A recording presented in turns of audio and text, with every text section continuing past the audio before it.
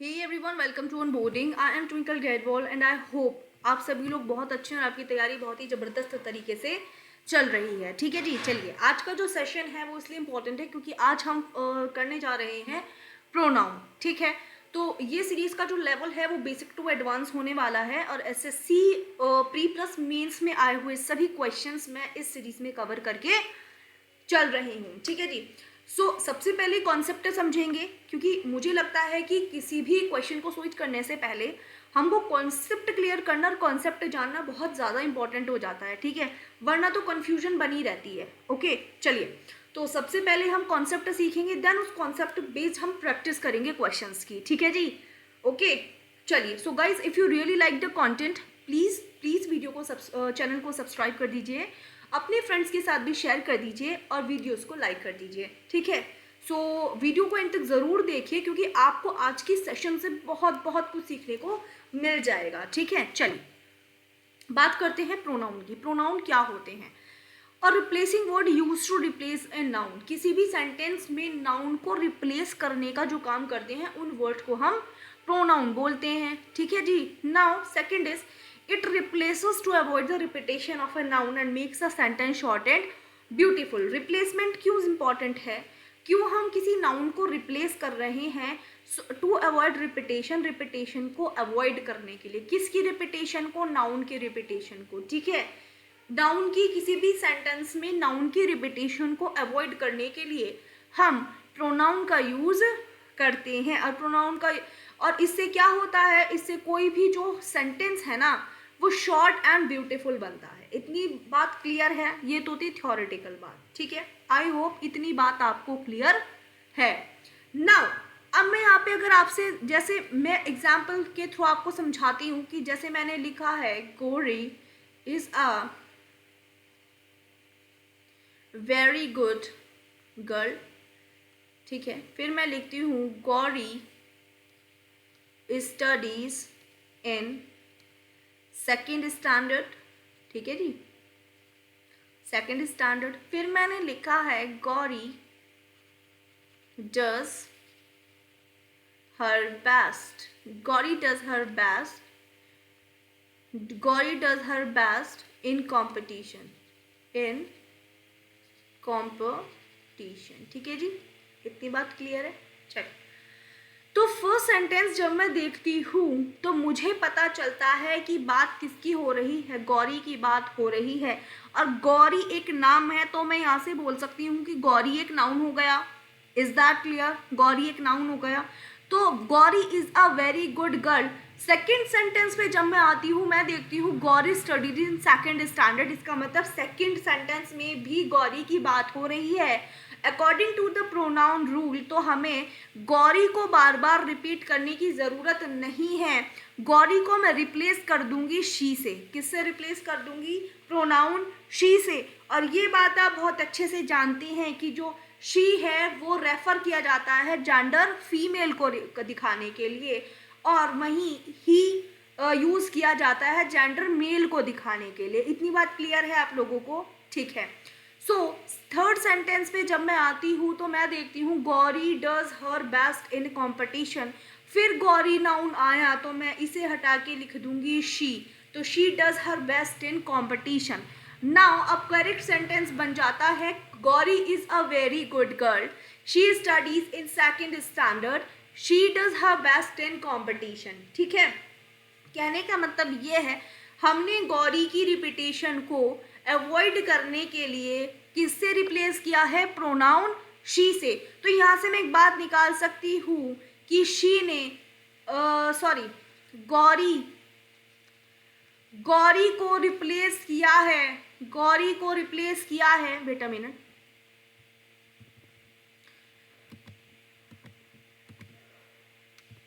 ठीक है, तो गौरी ओके गौरी को रिप्लेस किया है किसने? शी ने। तो यहां से मैं कह सकती हूँ गौरी एक नाउन है और नाउन को रिप्लेस करने का काम कौन करता है? प्रोनाउन करता है। तो नाउन को रिप्लेस करने का काम कौन करता है? प्रोनाउन करता है। इतनी बात क्लियर है आप लोगों को? इतनी बात क्लियर है? चलिए जी नेक्स्ट। अब बात करते हैं टाइप्स ऑफ प्रोनाउन की। प्रोनाउन कौन कौन से होते हैं, कितने टाइप्स होते हैं? सबसे पहले आता है पर्सनल प्रोनाउन, ठीक है। सेकंड आता है relative pronoun, then reciprocal pronoun, then reflexive pronoun, indefinite pronoun, interrogative pronoun, distributive pronoun and demonstrative pronoun, ठीक है जी। चलिए यही मैं आपको बता दूं कि पर्सनल प्रोनाउन, इस सेशन में मैं बात करूंगी पर्सनल प्रोनाउन की, ठीक है। जैसे जैसे सेशन आते जाएंगे वैसे वैसे हम प्रोनाउन की बात करते जाएंगे, पहले पर्सनल प्रोनाउन की, देन रिलेटिव, देन रेसिप्रोकल। तो आज इस सेशन में मैं बात करूंगी सिर्फ और सिर्फ पर्सनल प्रोनाउन की, ठीक है जी। चलिए यहाँ पे एक और इन्फॉर्मेशन मैं आपको दे देती हूँ। एक होते हैं फर्स्ट पर्सन प्रोनाउन, एक होते हैं सेकंड पर्सन प्रोनाउन, ठीक है, और एक होते हैं थर्ड पर्सन प्रोनाउन, ठीक है जी, थर्ड पर्सन प्रोनाउन, ठीक है। मान लीजिए मैं हूं, फर्स्ट पर्सन के अंदर आते हैं आई और वी, मैं और हम, ठीक है, मैं और हम।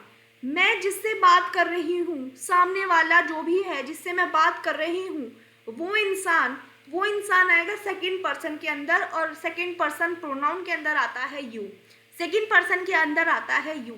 वहीं अगर मैं बात करती हूँ थर्ड पर्सन की तो थर्ड पर्सन के अंदर आते हैं जिनके बारे में बात हो रही है, जैसे ही, शी, दे, इट, या फिर कोई भी नेम, या फिर बोलूँ तो नाउन, ठीक है, नेम या फिर नाउन।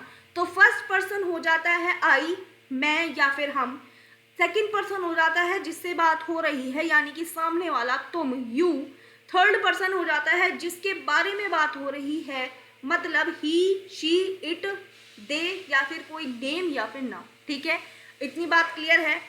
ये बात तो आप बचपन से पढ़ते आ रहे हैं ना, तो आई होप ये आपको एक रिकॉल मिल गया होगा। चलिए जी नाउ अब मैं बात करती हूँ पर्सनल प्रोनाउन की, ठीक है, पर्सनल प्रोनाउन की। देखिए हमारा पर्सनल प्रोनाउन है आई, ठीक। इसका जब ये आई सब्जेक्टिव केस की तरह किसी भी सेंटेंसेस में यूज होगा तो ये अपने आई के फॉर्म में ही यूज होगा। सब्जेक्टिव केस का मतलब होता है किसी भी सेंटेंस में जब आई सब्जेक्ट बनेगा। ऑब्जेक्टिव केस का मतलब होता है किसी भी सेंटेंस में जब आई ऑब्जेक्ट बनेगा। पॉजेसिव केस का मतलब होता है किसी भी सेंटेंस में जब आई पोजेशन शो करेगा। और एब्सोल्यूट पॉजेसिव केस का मतलब होता है जब आई किसी भी सेंटेंस में सब्जेक्ट भी बनेगा, ऑब्जेक्ट भी बनेगा, और ये कॉम्प्लीमेंट की तरह भी काम करेगा। ये चीजें अभी सब मैं आगे एग्जाम्पल के थ्रू आपको समझाऊंगी डिटेल में, ठीक है। चलिए तो जब आई सब्जेक्टिव केस के रूप में वर्क करेगा तो सब्जेक्ट बनेगा, आई रहेगा। ऑब्जेक्टिव केस में ये हो जाएगा मी, और पॉजेसिव केस में हो जाएगा माई, और एब्सोल्यूट पॉजेशन में, पॉजेसिव केस में माई। वैसे ही वी सब्जेक्टिव केस में वी ही रहेगा, और ऑब्जेक्टिव में हो जाएगा अस, पॉजेसिव में हो जाएगा आवर, और इसमें हो जाएगा आवर्स। वैसे ही यू का यू रहेगा, ऑब्जेक्टिव में भी यू रहेगा, पॉजेसिव में योर हो जाएगा, और एब्सोल्यूट पॉजेसिव में योर्स रहेगा, करेक्ट। वैसे ही रहेगा, ऑब्जेक्टिव में हिम रहेगा, पॉजेसिव में हिज रहेगा, ठीक है, और एब्सोल्यूट पॉजेसिव में भी हिज रहेगा, ठीक। शी रहेगा सब्जेक्टिव में, ठीक है, और ऑब्जेक्टिव में ये हो जाएगा हर, पॉजेसिव में भी हर, और एब्सोल्यूट पॉजेसिव में हो जाएगा हर्स, ठीक है। दे रहेगा सब्जेक्टिव में दे, ऑब्जेक्टिव में हो जाएगा दैम, पॉजेसिव में हो जाएगा देयर, और एब्सोल्यूट पॉजेसिव में हो जाएगा देयर्स। इतनी बात क्लियर है? इट रहेगा, ऑब्जेक्टिव में हो जाएगा इट, सब्जेक्ट पॉजेसिव में हो जाएगा इट्स, और एब्सोल्यूट में हो जाएगा इट्स। इतनी बात क्लियर है? तो ये पूरी टेबल आपको लर्न होनी चाहिए, ये पूरी टेबल आपको लर्न होनी चाहिए, ठीक है जी। चलिए ठीक है, चलिए अब यही मैं आपको एक बात बता देती हूँ कि जब मैं माई में नाउन ऐड कर देती हूँ तो ये बन जाता है, क्या बन जाता है? ये बन जाता है माइन। क्या बन जाता है? माइन। ठीक है, कहने का मतलब है कि माइन मेरा पजेसिव प्रोनाउन है। कैसा प्रोनाउन है? पजेसिव प्रोनाउन है। और पजेसिव प्रोनाउन में जैसे मैंने नाउन ऐड किया तो मेरा क्या बन जाता है? Absolute possessive pronoun. क्या बन जाता है? Absolute possessive pronoun. ठीक है, एब्सोल्यूट पजेसिव प्रोनाउन। तो यही मैं ये बात कह रही हूँ कि जैसे ही मैं माई में नाउन ऐड करती हूँ तो ये मुझे इक्वलेंट देता है एब्सोल्यूट पजेसिव केस के, मतलब माइन के। वैसे ही अगर मैं अवर की बात करूँ तो अवर में आपने नाउन ऐड किया तो ये देगा अवर्स। वैसे ही मैं योर की बात करूँ, योर में आपने नाउन ऐड किया वैसे ही ये देगा absolute possession possessive case yours. ठीक है, तो इतनी बात समझ में आई कि कभी भी आप पोजेशन में आप नाउन ऐड कर देते हैं, ठीक है, कभी भी आप पजेसिव केस में नाउन ऐड कर देते हैं तो ये मेरा हो जाता है, ये इक्वल होता है एब्सोल्यूट पजेसिव केस के। ये इक्वल होता है एब्सोल्यूट पजेसिव केस के। ठीक है, ठीक है, चलिए, ठीक है, चलिए। जैसे मैंने बोला your trousers are a bit loose but mine are a bit tight. ठीक है, your trousers are a bit loose but mine are bit tight, कि तुम्हारे ट्राउजर्स बिट बहुत थोड़ा लूज है लेकिन मेरे बहुत टाइट हैं। तो ये जो यहाँ पे जो नाउन है कि तुम्हारे ट्राउजर्स, योर ट्राउजर्स, तो ट्राउजर्स क्या है? नाउन है।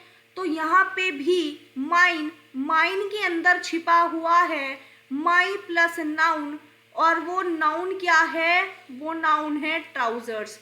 तुम्हारे ट्राउजर्स लूज है लेकिन मेरे टाइट हैं। तो मेरे ट्राउजर्स की बात हो रही है ना, कि तुम्हारे ट्राउजर्स तो लूज है लेकिन मेरे टाइट है। मेरे क्या? मेरे ट्राउजर्स टाइट हैं। ठीक है, मेरे ट्राउजर्स टाइट हैं। तो माइन में छुपा है मेरा ट्राउजर्स, मतलब माई प्लस नाउन, और वो नाउन क्या है?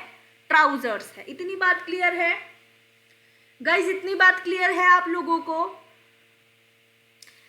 चलिए, ठीक है, चलिए, okay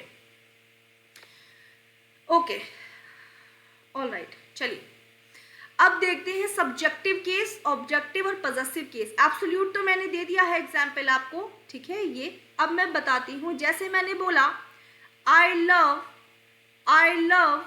to eat burger, I love to eat burger. आप देखिए कि यहाँ पे आई जो है, आई प्रोनाउन जो है वो सब्जेक्ट की तरह यूज हो रहा है। किसकी तरह यूज हो रहा है? सब्जेक्ट की तरह। तो मैं यहाँ से कह सकती हूँ कि ये सब्जेक्टिव केस है। क्या कह सकती हूँ बेटा? कि ये सब्जेक्टिव केस है। वहीं मैंने बोला, मैं वहीं बोलती हूँ the cat followed me to the kitchen, the cat followed me to the kitchen, कि कैट ने मुझे किचन तक फॉलो किया। तो यही मैं देखती हूँ मी कैसा है? ऑब्जेक्ट है। मैं कह सकती हूँ ये ऑब्जेक्टिव केस है, ऑब्जेक्टिव केस है। ठीक है, मी क्या है? ऑब्जेक्टिव केस ही है ना आई का। तो मी कैसे यूज हो रहा है? एज एन ऑब्जेक्ट यूज हो रहा है, एज एन ऑब्जेक्ट यूज हो रहा है। मुझे कैसे पता चला कि ये ऑब्जेक्ट की तरह यूज हो रहा है? पहले तो मुझे ये भी पता है, पहली बात तो ये कि मुझे अच्छे से पता है कि मी जो है आई का ऑब्जेक्टिव केस है। ये तो मुझे पता है जनरली, ठीक है, कि मी आई का ऑब्जेक्टिव केस है। दूसरी बात, मुझे दूसरा पॉइंट ये है पता लगाने वाला कि पूरी पार्ट ऑफ स्पीच में एक प्रीपोजिशन और एक वर्ब, ये दो ही ऐसे हैं जो अपने बाद क्या लेते हैं? ऑब्जेक्ट लेते हैं, जो अपने बाद ऑब्जेक्ट लेते हैं। और मी और फॉलो क्या है? वर्ब है। तो फॉलो अपने बाद जो ले रही है ये क्या है? ऑब्जेक्ट है। तो मी क्या हो गया? ऑब्जेक्ट हो गया फॉलो का। एक ये भी तरीका है फाइंड आउट करने का, ठीक है। तो आपके पास दो तरीके हो गए। वो पहला तरीका ये है कि आपको अच्छे से पता है कि मी एक ऑब्जेक्टिव केस है, किसका? आई का। दूसरा तरीका ये हो गया कि जो ऑब्जेक्ट है वो हमेशा वर्ब और प्रीपोजिशन फॉलो करती है, ठीक है, हमेशा अपने बाद ऑब्जेक्ट कौन लेती है, प्रीपोजिशन और वर्ब, और फॉलो क्या है, वर्ब है, तो इसके बाद आने वाला जो मी है वो क्या हो जाता है, इस वर्ब का ऑब्जेक्ट बन जाता है। ठीक है जी, इज दैट क्लियर? चलिए, इज दैट क्लियर? चलिए चलिए, अब मैं यहाँ पे एक बात बोलती हूँ, जैसे मैंने लिखा है जैसे मैंने लिखा दिस इज माई पेन, तो यहाँ पे आप देखो ये मेरा पेन है, तो माई यूज हो रहा है पोजेशन शो करने के लिए। क्या दिखा रहा है, ये पोजेशन दिखा रहा है मेरे और मेरे पेन के बीच में, मेरे और पेन के बीच में पोजेशन दिखा रहा है कि ये मेरा पेन है, that this pen belongs to me, ये मेरा पेन है, ठीक है, मेरा रिलेशनशिप बता रहा है, पेन और मेरे बीच में माई क्या कर रहा है, रिलेशनशिप दिखा रहा है, पोजेशन दिखा रहा है, मेरा उस पेन पे अधिकार दिखा रहा है, इसलिए कैसा केस हो जाता है, पॉजेसिव केस हो जाता है। इतनी बात क्लियर है?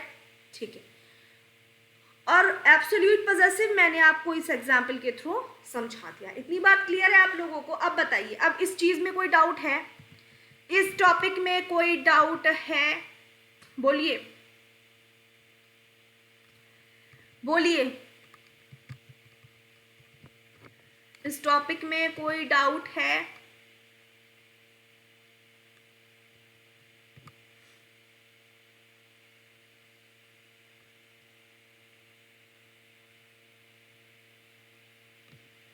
कोई डाउट? गाइज कोई अगर आपको डाउट है तो आप कमेंट सेक्शन में कमेंट कर सकते हो, या फिर डिस्क्रिप्शन में लिंक दिया गया है टेलीग्राम चैनल का पीडीएफ नोट्स के लिए, टेलीग्राम ग्रुप ज्वाइन कीजिए, वहाँ पे मैं आपके सारे डाउट्स जो है क्लियर कर दूंगी। ठीक है, सेशन को लगातार देखिए सो दैट आपको कन्फ्यूजन क्रिएट ना हो। ठीक है, चलिए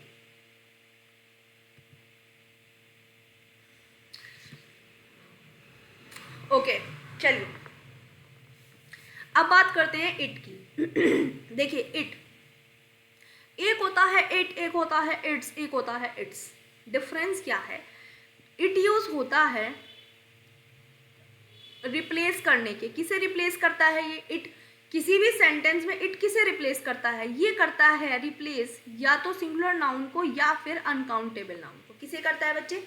सिंगुलर नाउन को या फिर अनकाउंटेबल नाउन को। ठीक, वहीं अगर मैं देखूं इट के बाद एपोस्ट्रॉफी एस जब लगा देते हैं ना, तो आप हमेशा ये कंफ्यूज होंगे, ज्यादातर बच्चे होते हैं कि ये तो पोजेशन शो कर रहा है, ये तो पोजेशन शो कर रहा है, क्योंकि एपोस्ट्रॉफी एस देख के सबको ये लगता है कि पोजेशन शो कर रहा है। ठीक, लेकिन मैं आपको बता दूं ऐसा नहीं है, ऐसा नहीं है, ऐसा नहीं है।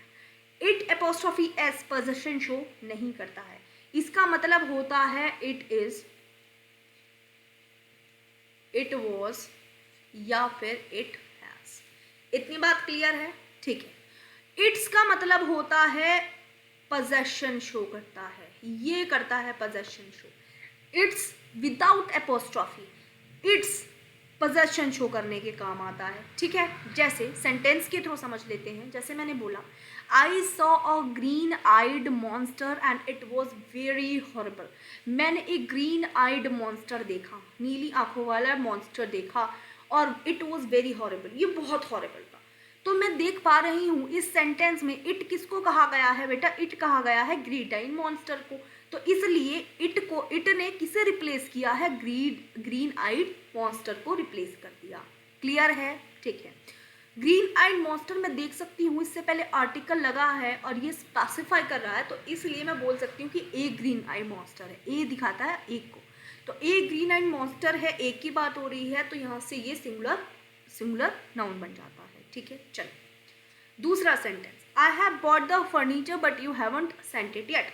मैंने जो फर्नीचर खरीदा है अब तक आपने उसको सेंट नहीं किया। अब किसे सेंट नहीं किया? इट को सेंट नहीं किया, और ये जो इट यूज हुआ है ना, ये यूज हुआ है फर्नीचर के लिए। किसके लिए यूज हुआ है? फर्नीचर के लिए यूज हुआ है।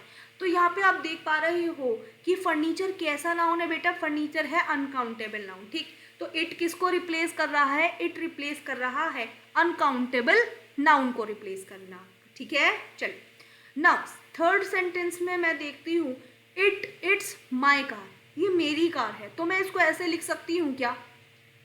इट इज माई कार लिख सकती हूँ क्या? इसको मैं ऐसे लिख सकती हूँ क्या? इट वॉज माई कार लिख सकती हूँ क्या? ठीक है ना, सही है। तो it is my car and it was my car, इसका कुछ भी मतलब हो सकता है, ठीक है। ठीक है, चलिए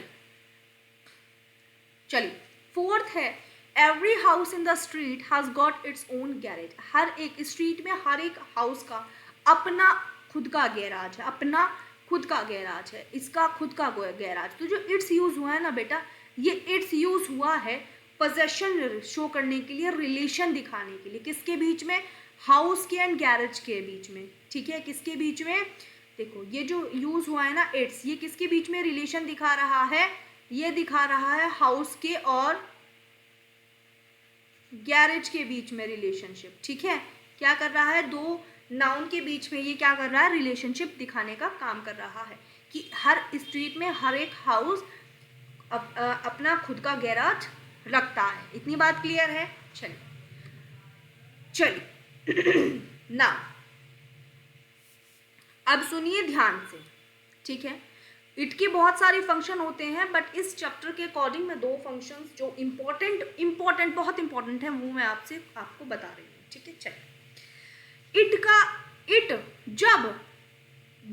इट जब सेंटेंसेस में स्पेसिफाई करने का काम करता है, ध्यान से सुनिएगा बात, जब इट सेंटेंसेस में स्पेसिफाई करने का काम करता है, किसको? सब्जेक्ट को या फिर ऑब्जेक्ट को, सब्जेक्ट को या फिर ऑब्जेक्ट को, सब्जेक्ट को या फिर ऑब्जेक्ट को, तो ऐसे सेंटेंसेस को हम क्या बोलते हैं? क्लैफ्ट सेंटेंसेस बोलते हैं। जब जिन सेंटेंसेस में इट स्पेसिफाई करता है ना और सब्जेक्ट को ऑब्जेक्ट को, इन ऐसे सेंटेंसेस क्लैफ्ट सेंटेंसेस बोलते हैं। दूसरा, इट जब सब्जेक्ट को स्पेसिफाई करता है या फिर इंट्रोड्यूस करने का काम करता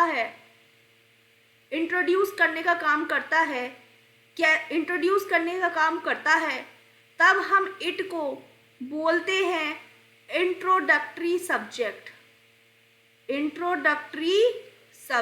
इतनी बात क्लियर है, ठीक है। और ये कैसे सब्जेक्ट को इंट्रोड्यूस करता है? ये करता है in the form of it is या फिर इट वॉज, ठीक है। इट इज या फिर इट वॉज के फॉर्म में ये इंट्रोड्यूस करता है सब्जेक्ट को, इसलिए इट को हम इंट्रोडक्टरी सब्जेक्ट भी कहते हैं। क्या कहते हैं? इंट्रोडक्टरी सब्जेक्ट भी कहते हैं। इतनी बात क्लियर है कि नहीं? जैसे मैंने बोला इट इज आई हु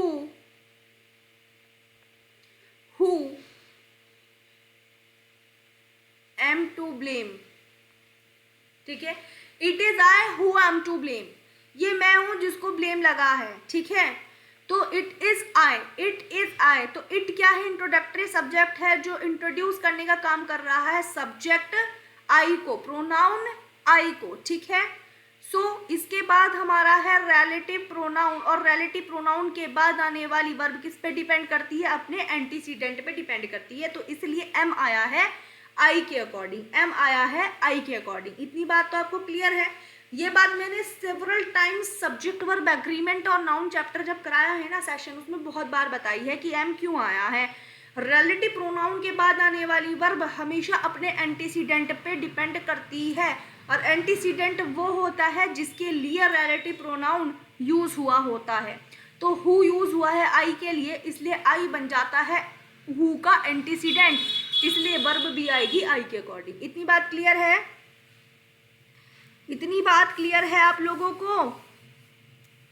ठीक है। It is I who am to blame. Now दूसरा सेंटेंस अगर मैं यही लिखती हूं, it is he who has come here to meet me. It is he who has come here to meet me. तो यहाँ पे it किसको इंट्रोड्यूस कर रहा है? प्रोनाउन ही को, सब्जेक्ट ही को, कि ये वो है जो मुझसे मिलने आया, जो मुझसे मिलने यहाँ आया. तो who has come here to meet me, तो ये क्या बन जाता है इस केस में? ये हो जाता है रिलेटिव प्रोनाउन और बाद आने वाली वर्ब किस पे डिपेंड करती है? ही पे, इसलिए ही के अकॉर्डिंग आया है हैज. ठीक है, चलिए. तो इतनी बात क्लियर है आपको इट का. तो इट जिस सेंटेंसेस में, जब ऐसे सेंटेंसेस में ये सब्जेक्ट और ऑब्जेक्ट को क्वालिफाई करता है तो इसे हम क्या बोलते हैं? क्लैप्ड सेंटेंसेस बोलते हैं उन सेंटेंसेस को. और जब ये सिर्फ सब्जेक्ट को स्पेसिफाई इंट्रोड्यूस करने का काम करता है, हम इट को इंट्रोडक्टरी सब्जेक्ट बोलते हैं. और ये कैसे इंट्रोड्यूस करता है? इट इसके फॉर्म में या फिर इट वॉज के फॉर्म में. आप देख रहे होंगे इसने कैसे इंट्रोड्यूस किया, इट इज. यहाँ कैसे इंट्रोड्यूस किया? It is. तो इट इज या इट वॉज के फॉर्म में ये सब्जेक्ट को इंट्रोड्यूस करने का काम करता है. Is that clear? बताइए, ये आपको क्लियर है कि नहीं? बोलिए, क्लियर है? चलिए नेक्स्ट. नाउ अब बात करते हैं subjective case of the pronoun acts as a subject. जब प्रोनाउन का सब्जेक्टिव केस सब्जेक्ट बनता है, उसके एग्जाम्पल देख लेते हैं. She has decided to leave the country. वो कंट्री को लीव करने का डिसाइड कर चुकी है. तो शी क्या है? शी क्या है? पर्सनल प्रोनाउन है और ये क्या बन रहा है? सब्जेक्ट बन रहा है. क्या बन रहा है? सब्जेक्ट बन रहा है. ठीक है. वहीं मैं देखती हूँ आई वॉज एबसेंट यस्टरडे. मैं कल एबसेंट थी. यहाँ पे आप देखो आई क्या है? पर्सनल प्रोनाउन है. तो ये भी यहाँ पे क्या बन जाता है? सेंटेंस का सब्जेक्ट बन जाता है. ठीक है. Now objective case of the personal pronoun act as an object. जब ऑब्जेक्टिव केस ऑब्जेक्ट बनता है, जैसे you can come to me at any point of time. तुम मेरे पास किसी भी समय आ सकते हो. तो यहाँ पे मैं देख सकती हूँ me. You can come to me. तो मी यहाँ पे क्या है? ऑब्जेक्ट है. मी यहाँ पे क्या है? ऑब्जेक्ट है. ठीक. नाउ वनमानुष लाइक्स हर. वनमानुष लाइक्स हर. तो वनमानुष क्या है? बोलो, वनमानुष क्या है? सब्जेक्ट हो जाता है और हर क्या हो जाता है? ऑब्जेक्ट. तो यहाँ पे हर क्या है? ऑब्जेक्ट है. किसका ऑब्जेक्ट है? किसका ऑब्जेक्टिव केस है? ये शी का ऑब्जेक्टिव केस है. तो यहाँ पे हर ऑब्जेक्टिव ऑब्जेक्ट के रूप में यूज किया जा रहा है. समझ में आ रही है बात? समझ में आ रही है ना बात? अब देखिए यहाँ पे मी जो ऑब्जेक्ट है, मी से पहले क्या लगा है? Preposition to. और तो ये मी जो है ना, इस प्रीपोजिशन का ऑब्जेक्ट है. इतनी बात क्लियर है. और ये जो हर है ना, हर से पहले क्या है? वर्ब है. तो ये जो ऑब्जेक्ट है ये इस वर्ब का ऑब्जेक्ट है. मैंने आपको बताया है ना कि प्रीपोजिशन और वर्ब अपने ऑब्जेक्ट लेती हैं. तो यहाँ पे टू अपना ऑब्जेक्ट ले रही है मी और लाइक्स अपना ऑब्जेक्ट ले रही है हर. इसलिए मी और हर क्या हो जाते हैं? ऑब्जेक्ट हो जाते हैं इन सेंटेंसेस में. ठीक है. चलिए, possessive case of the personal pronoun is used to show possession and relation. देखिए जैसे मैंने बोला दिस इज माई बुक, ये मेरी बुक है. तो ये दिस इज माई बुक, मेरी और मेरी बुक में रिलेशनशिप बताने के लिए क्या यूज हुआ है? माई यूज हुआ है. ठीक है. वैसे ही सेकंड सेंटेंस की अगर मैं बात करूं तो I come to know that Shyam is your brother. I come to know that Shyam is your brother, कि श्याम तुम्हारा भाई है. श्याम तुम्हारा भाई है. तो तुम में और श्याम में, तुम में और श्याम में रिलेशनशिप दिखाने के लिए मैंने किसका यूज किया है? योर का यूज किया है. योर का यूज किया है, या मैं बोल सकती हूँ कि योर और माई क्या है? पॉसेसिव केसेस हैं. ठीक है. चलिए, नाउ एब्सोल्यूट पॉसेसिव प्रोनाउन.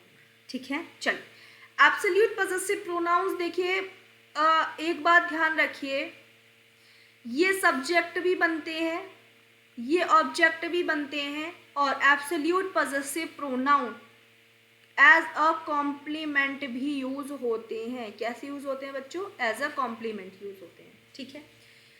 यहाँ से एब्सोल्यूट पॉजेसिव प्रोनाउन सब्जेक्ट भी यूज होते हैं, ऑब्जेक्ट की तरह भी यूज होते हैं और कॉम्प्लीमेंट की तरह भी यूज होते हैं, ठीक है। जैसे मैंने बोला your shirt is clean but mine is dirty. Your shirt is clean, तुम्हारी शर्ट क्लीन है, लेकिन माई में क्या छुपा है? माई plus shirt, my plus shirt. My shirt is dirty, mine में छुपा है माई शर्ट इज डर्टी, ठीक है। ये तो माई शर्ट क्या हो जाता है, यहाँ पे बन जाता है सब्जेक्ट। क्यों सब्जेक्ट बना? क्योंकि जो इज वर्ब यूज हुई है ना, ये माइन में छुपे नाउन के लिए यूज हुई है, और वो नाउन क्या है? माई। वो नाउन क्या है? शर्ट। तो माई शर्ट, मेरी शर्ट के लिए इज यूज हुआ है, इसलिए माइन बन जाता है सब्जेक्ट। समझ में आई? चलिए सेकंड में अगर मैं बात करती हूँ तो Priya stole my watch so I stole hers. Priya ने मेरी वॉच को स्टोल किया, इसलिए मैंने उसकी स्टोल। हर्स में क्या हिडन है? हर प्लस वॉच, हर प्लस वॉच अर्थात हर वॉच, अर्थात हर वॉच। तो हर वॉच, मैंने अपनी वॉच, उसने प्रिया ने मेरी वॉच चुराई, मैंने उसकी चुरा ली। तो स्टोल, स्टोल क्या है बेटा? स्टोल है वर्ब, और वर्ब के बाद आने वाला क्या होता है? ऑब्जेक्ट। तो हर्ष क्या हो जाता है? ऑब्जेक्ट हो जाता है। समझ में आई बात? हर्ष क्या हो जाता है? ऑब्जेक्ट हो जाता है, ठीक। थर्ड अगर मैं बात करूं तो those pencils are mine, those pencils are mine, की वो पेंसिल्स मेरी हैं। दोज पेंसिल्स आर माइन, और माइन में छुपा है माई प्लस पेंसिल अर्थात माई पेंसिल। अब माई पेंसिल्स, ठीक है, माई पेंसिल्स। तो those pencils are my pencils, ठीक है, ऐसे। तो दोज पेंसिल्स आर माइन। और कभी भी एब्सोल्यूट पॉजेसिव प्रोनाउन कभी भी वर्ब के बाद आएगा तो ये हमेशा एज अ कॉम्प्लीमेंट यूज होगा। कैसा यूज होगा बेटा? हमेशा कॉम्प्लीमेंट की तरह यूज होगा। इतनी बात क्लियर है? तो यहाँ से मैं ये देख पा रही हूँ कि absolute possessive pronoun first case में सब्जेक्ट की तरह भी यूज हो रहा है, ऑब्जेक्ट की तरह भी यूज हो रहा है, और कॉम्प्लीमेंट की तरह भी यूज हो रहा है। इतनी बात क्लियर है? बोलिए, इतनी बात क्लियर है आप लोगों को? इतनी बात क्लियर है या नहीं? चलिए, अच्छा एक बात मैं आपको और बता देती हूँ। जितने भी वेट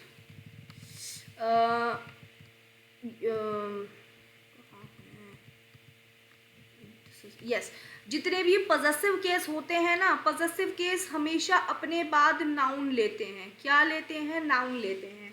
पॉजेसिव केस हमेशा अपने बाद नाउन लेते हैं। पॉजेसिव केस कभी भी अलोन यूज नहीं होते, ठीक है। पॉजेसिव केस कभी भी अलोन यूज नहीं किए जाते, इतनी बात ध्यान रखिएगा, ठीक है। चलिए, कभी भी अलोन यूज नहीं किए जाते। चलिए चलिए जी, नेक्स्ट बात आ जाओ। ये होते हैं यहाँ से इम्पॉर्टेंट रूल हमारे। इम्पॉर्टेंट तो सभी चल रहा है, देखिए। तो ये यहाँ से इम्पॉर्टेंट रूल है, ओके। चलो, when to be verb is preceded as well as followed by the personal pronoun, both the pronoun is either in subjunctive case or in objective case, ठीक है। जब कभी भी टू बी वर्ब प्रोसीड की जाएगी या फिर फॉलो की जाएगी, मतलब टू बी वर्ब के पीछे या टू बी वर्ब के आगे, टू बी वर्ब के पहले या टू बी वर्ब के बाद कभी भी पर्सनल प्रोनाउन का यूज होगा, तो कहने का मतलब ये है वे दोनों प्रोनाउन ही या तो सब्जेक्टिव केस में होंगे या फिर दोनों ही ऑब्जेक्टिव केस में होंगे। ऐसा नहीं हो सकता कि एक सब्जेक्टिव हो दूसरा ऑब्जेक्टिव हो, ठीक है। दोनों होंगे तो सब्जेक्टिव ही, और ऑब्जेक्टिव है तो सिर्फ ऑब्जेक्टिव ही। इतनी बात क्लियर है? चलिए बता देते हैं। टू बी वर्ब क्या होती है? टू बी वर्ब होती है is, am, are, was, were, ठीक है जी। इन्हें कहते हैं to be verb. Sometimes it is also use as exactly as to be, to be की फॉर्म में भी ये यूज किया जाता है, एग्जैक्टली टू बी, ठीक। चलिए, दूसरी चीज कहना ये चाह रहा है, कभी टू बी वर्ब से पहले अगर सब्जेक्टिव केस आया है तो बाद में आने वाला भी सब्जेक्ट ही होगा। और टू बी से पहले अगर ऑब्जेक्टिव केस आया है तो बाद में आने वाला भी केस ऑब्जेक्टिव ही होगा। इतनी बात क्लियर है आप लोगों को? इतनी बात क्लियर है? ठीक है, क्लियर है। चलिए, जैसे it is I who am to go out now, तो देखिए ये है टू बी वर्ब। मैंने बताया ना, to be verb is am और वॉज वर्ब होती है और एग्जैक्टली टू बी भी हो सकती है। ठीक, चलिए, तो इज क्या है बेटा? इज है वर्ब, इज है वर्ब। इज से पहले क्या है? इट, इट है इंट्रोडक्टरी सब्जेक्ट, तो इट हो जाता है हमारा सब्जेक्ट। और इसके बाद क्या है? आई, और आई भी क्या है? हमारा सब्जेक्टिव फॉर्म। आई सब्जेक्टिव फॉर्म है ना, सब्जेक्टिव केस है कि नहीं? आई सब्जेक्टिव केस है, तो इट इज आई वर्ब के पहले भी सब्जेक्ट है, वर्ब के बाद भी सब्जेक्ट है, आप देख पा रहे हो। तो it is I who am to go out now. ठीक है, चलिए next, you and I have not learned our lesson. तो देखिए, you and I have not learned our lesson, तो ये तो थी पहली बात, ये तो थी, एक मिनट, यस, ओके, ये तो थी पहली बात। ठीक, जब सब्जेक्ट। दूसरी बात मैं ये बता दूं, कभी भी हमेशा बात ध्यान रखिए, एंड से दो, कभी भी एंड से जब दो नाउन या प्रोनाउन जुड़ते हैं, दो प्रोनाउन जुड़ते हैं तो वर्ब कैसी आती है? प्लूरल आती है। ठीक है, कभी भी एंड से दो नाउन या प्रोनाउन जुड़ते हैं तो आने वाली वर्ब कैसी होती है बेटा? आने वाली वर्ब प्लूरल वर्ब होती है। कहने का मतलब ये है कि एंड के इधर भी नाउन तो इधर भी नाउन, इधर भी प्रोनाउन तो इधर भी प्रोनाउन। कहने का मतलब है एंड के इधर भी सब्जेक्ट है तो एंड के इधर भी सब्जेक्ट होगा। क्यों? क्योंकि एंड एक कंजंक्शन है और कंजंक्शन हमेशा सिमेट्री को फॉलो करता है। ठीक है, सिमेट्री को फॉलो करता है। जब ये हम कंजंक्शंस पढ़ेंगे तब वहां पे डिटेल्स में और भी जानेंगे। ठीक है, चलिए, तो एंड से पहले क्या आया? यू। यू क्या है बेटा? सब्जेक्टिव केस है, तो एंड के बाद भी कैसा केस आएगा? सब्जेक्टिव केस ही आएगा। और हैव यूज हुआ है प्लूरल वर्ब, और प्लूरल वर्ब यूज हुआ है because two pronouns are connected with and. ठीक है, चलिए, ही सब्जेक्टिव केस है तो एंड के बाद भी बेटा कैसा केस आ जाएगा? सब्जेक्टिव केस आ जाएगा। और वर्ब यूज हुई है प्लूरल, क्योंकि दो प्रोनाउन एंड से कनेक्टेड है, इसलिए वर्ब कैसी आएगी बेटा? प्लूरल वर्ब आएगी। ठीक है, चलिए, अब देखते हैं हम ये वाली बात। ठीक, I want you to be here only then you can overcome your problems. ठीक है, आई क्या है? आई बोलो, आई सब्जेक्टिव केस है तो सब्जेक्ट हो गया। वॉन्ट क्या है? वॉन्ट वर्ब है। ठीक है, यू क्या है? वर्ब के बाद आने वाला यू। यू क्या है? ऑब्जेक्ट है। और टू बी फॉर्म है। और हर क्या है? देखिए, जब टू बी, मैंने बोला था ना कि टू बी या तो इज एम आर के फॉर्म में आएगी या फिर एग्जैक्टली टू बी भी लिखा आ सकता है। तो यहाँ पे टू बी लिखा आया है, तो टू बी से पहले क्या है बेटा? टू बी से पहले है ऑब्जेक्ट, इसलिए टू बी के बाद भी क्या आएगा? ऑब्जेक्ट। तो इसलिए यहाँ पे यूज हुआ है हर, और हर क्या है? ऑब्जेक्ट। मैंने अभी आपको बताया है कि टू बी से पहले अगर ऑब्जेक्ट है तो बाद भी कैसा केस होगा? ऑब्जेक्टिव केस ही होगा। इतनी बात क्लियर है? इतनी बात समझ में आ रही है? ठीक है, जैसे सेकंड सेंटेंस की अगर मैं बात करूं, I assume Preeti to be her. I क्या है? आई क्या है बेटा? सब्जेक्ट है। वर्ब क्या है? एज्यूम क्या है? वर्ब है। एज्यूम के बाद आने वाला, वर्ब के बाद आने वाला क्या होता है? ऑब्जेक्ट होता है। वर्ब ऑब्जेक्ट लेती है। अब बीच में आ जाता है टू बी, इसके बाद आ जाता है टू बी। तो टू बी से पहले क्या है? ऑब्जेक्ट है, तो टू बी के बाद भी क्या आ जाएगा बेटा? टू बी के बाद आ जाएगा ऑब्जेक्ट। तो इसलिए यहाँ पे क्या आया है? हर आया है। इतनी बात समझ में आई? तो क्वेश्चंस को कैसे ढूंढना है, कैसे ऑब्जेक्ट सब्जेक्ट यूज होगा, कैसे ऑब्जेक्ट यूज होगा, पता लगाना आ रहा है आप लोगों को?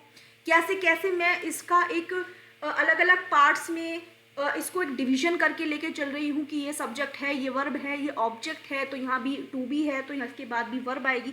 तो ये सारा प्रोसेस आपको भी सीखना है, ये सारा प्रोसेस आपको भी आना चाहिए। इतनी बात क्लियर है? इतनी बात आप लोगों को क्लियर है कि नहीं?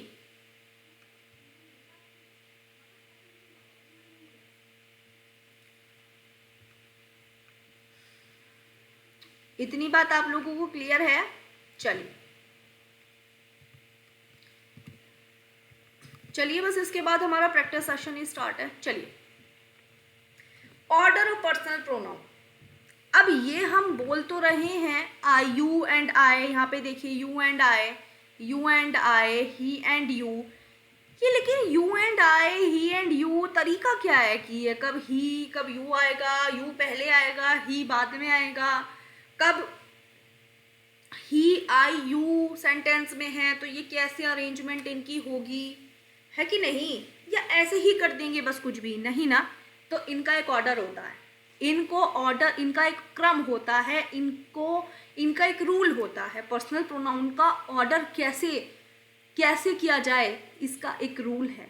और वो रूल क्या है? वो है 2 3 1 1 2 3 1 2 3 2 1 1 2 3 1 1 3।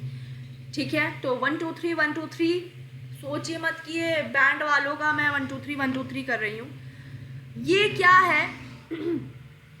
1 है हमारा फर्स्ट पर्सन प्रोनाउन, सेकंड है सेकंड पर्सन प्रोनाउन, और थर्ड है थर्ड पर्सन प्रोनाउन। अब समझ में आया? मैंने आपको बेसिक्स स्टार्टिंग में ये सब चीज़ें क्यों बताई थी कि फर्स्ट पर्सन प्रोनाउन के अंदर आते हैं आई एंड वी, सेकंड के अंदर आते हैं यू, और थर्ड के अंदर आते हैं ही, शी, इट, दे, या किसी का नेम या फिर नाउन। समझाई थी ना ये चीज़ें? समझाई थी, ठीक है। तो फर्स्ट है फर्स्ट पर्सन, सेकंड है सेकंड पर्सन, थर्ड है थर्ड पर्सन। ऐसे क्रम में आप तब जब एक सेंटेंस में तीनों फर्स्ट सेकंड थर्ड पर्सन के प्रोनाउन दिए होंगे तब इनका आप क्रम लगाएंगे 2 3 1। और कब? जब जनरल बात हो रही होगी, जब जनरल बात हो रही होगी, ठीक है। सेंटेंस नॉर्मल होगा, पॉजिटिव नॉर्मल होगा, जनरल बात हो रही है, ठीक है। 1 2 3 1 2 3 कब ऑर्डर करेंगे, कब आप इस सीक्वेंस में लगाएंगे? जब नेगेटिव सेंस आ रहा है। कैसा सेंस आ रहा है? नेगेटिव सेंस आ रहा है, ठीक है। 1 2 3 1 2 3 1 2 3 आप कब लगाएंगे? जब ऑल द प्रोनाउंस